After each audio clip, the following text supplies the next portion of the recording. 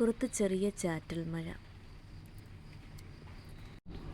വീടിൻ്റെ അകത്താന്നി കുറ്റാക്കൂരി ഇരുട്ട്. വെട്ടമില്ല, കറണ്ടില്ല.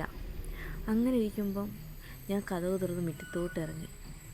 നല്ല തണുപ്പ്. എനിക്കാണെങ്കിൽ നല്ല വിശപ്പ്. എന്താ ചെയ്യുക, എന്താ കഴിക്കുക അറിയത്തില്ല. അപ്പം വിചാരിച്ചു കുറച്ച് ഇടിയിറച്ചി റോസ്റ്റ് ഇരിപ്പുണ്ട്, അത് കഴിക്കാം. അങ്ങനെ ഇടിയിറച്ചി റോസ്റ്റ് കഴിക്കുകയാണിപ്പോൾ. നല്ല ടേസ്റ്റ്. വായിലിട്ടാലും നല്ലതുപോലെ ചവയ്ക്കാനുണ്ട്. ഇറച്ചി നല്ല ഡ്രൈഡ് അല്ലേ, അപ്പോൾ കുറേ നേരം ചവച്ചുകൊണ്ടിരിക്കാം. റോസ്റ്റ് ഇങ്ങനെ ചവയ്ക്കുമ്പം കുരുമുളകിൻ്റെയും കറിവേപ്പില വറുത്തതിൻ്റെയൊക്കെ നല്ല രുചി നമ്മുടെ വായിൽ വരും. പെരിഞ്ജീരകവും നല്ല ക്രിസ്പിനെസ്. ചുമ്മാതല്ല, പണ്ട് കാലത്ത് നമ്മുടെ അമ്മച്ചിമാരൊക്കെ ഇറച്ചി ഉണക്കി വയ്ക്കുന്നത്.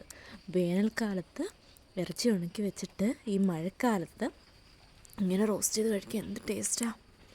സത്യം, അവർക്കൊക്കെ ഭയങ്കര ബുദ്ധിയാണ് കേട്ടോ. അവർ കാലാവസ്ഥയ്ക്ക് അനുസരിച്ചാണ് അവർ ജീവിച്ചുകൊണ്ടിരുന്നത്.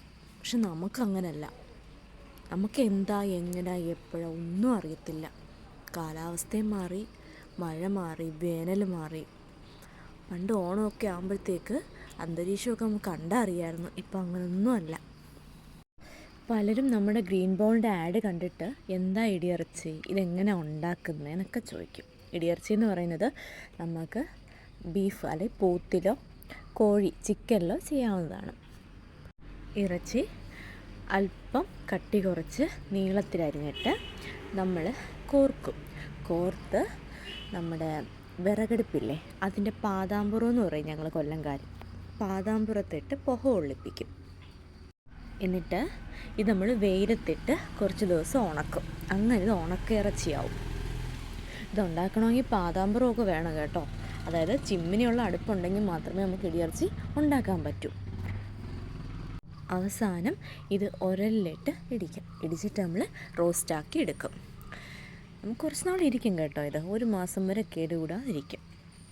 അപ്പം ആർക്കെങ്കിലും വേണമെങ്കിൽ ഇടിയിറച്ചിക്ക് താഴെ ഡിസ്ക്രിപ്ഷനിൽ കാണുന്ന നമ്പറിൽ കോൺടാക്റ്റ് ചെയ്താൽ മതി കേട്ടോ. ബൈ.